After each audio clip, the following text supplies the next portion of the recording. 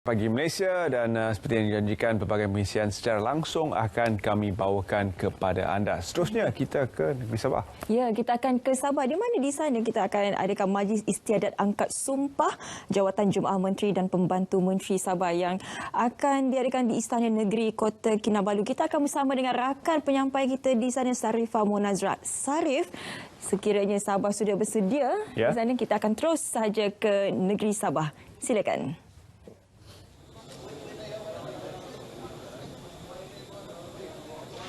Baik, terima kasih Terence dan juga Syafika di Selamat Pagi Malaysia.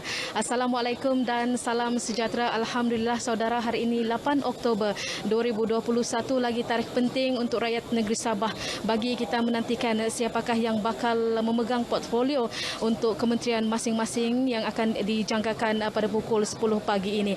Dan ketika ini saudara, saya berlatar belakangkan Dewan Istiadat Istana Negeri Kota Kinabalu sempena dengan istiadat angkat sumpah jawatan Jemaah Menteri dan juga Pembantu Menteri Negeri Sabah kali ke-16.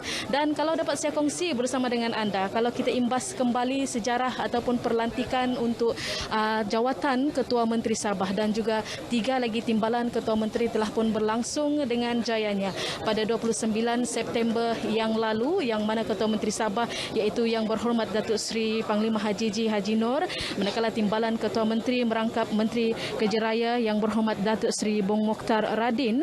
Seterusnya timbalan Ketua Menteri iaitu merangkap Menteri di Kementerian Pertanian dan Industri Makanan Yang Berhormat Dr. Jeffrey Kitingan, dan seterusnya timbalan Ketua Menteri yang ketiga merangkap Menteri di Kementerian Pembangunan Industri Perindustrian Yang Berhormat Datuk Dr. Joachim Gun Salam, dan 2 lagi kementerian yang telah pun dilaksanakan pada 29 September yang lepas iaitu Menteri di Kementerian Kerajaan Tempatan dan Perumahan Yang Berhormat Datuk Seri Masidi Manjun dan Kementerian Pembangunan Luar Bandar Yang Berhormat Datuk Jahid Jahim. Baik saudara, teka-teki pagi ini khususnya seluruh rakyat negeri Sabah juga akan terjawab sebentar sahaja lagi kerana kita masih lagi menantikan siapakah yang akan dilantik sebagai menteri di setiap kementerian. Adakah kerajaan negeri Sabah kali ini akan memperlihatkan muka-muka baharu, hanya akan kita ketahui. Dan pada pagi ini saudara, keadaan di dalam Dewan Istiadat Istana Negeri Kota Kinabalu ini dalam keadaan yang baik, ceria, dan masing-masing mematuhi prosedur operasi standard sebagai langkah untuk kita memutuskan rantaian COVID-19.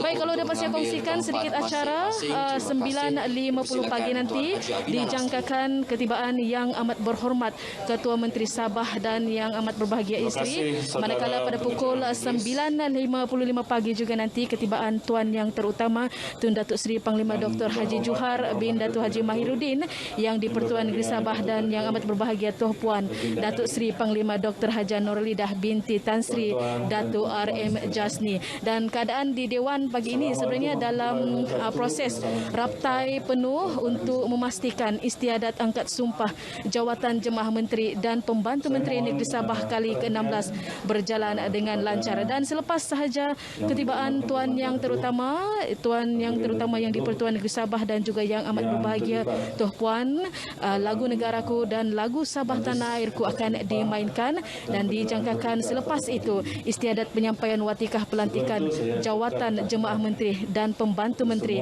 akan disempurnakan. Baik saudara, jadi insya-Allah selepas ini kami juga di RTM Sabah ini akan terus bersama dengan anda untuk memberikan maklumat terkini siapakah menteri dan juga pembantu menteri yang akan menerima watikah ataupun pelantikan sempena dengan istiadat angkat sumpah jawatan Jemaah Menteri Pembantu Menteri Negeri Sabah kali ke-16 ini pada pukul 12 tengah hari nanti dalam berita semasa. Baik, saya kira itu saja yang dapat saya kongsikan, Terence dan juga Syafika. Jadi saya Sarifah Monazrat Sarif, kita kembali di Selamat Pagi Malaysia. Silakan.